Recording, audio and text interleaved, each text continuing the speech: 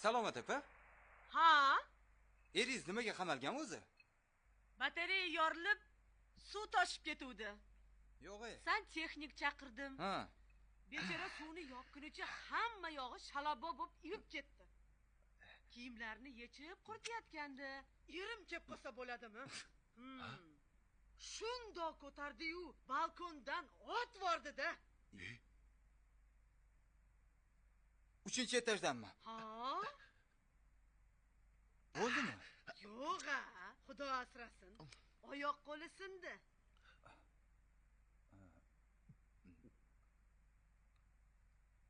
Ha. Yaxshi bo'lmabdi.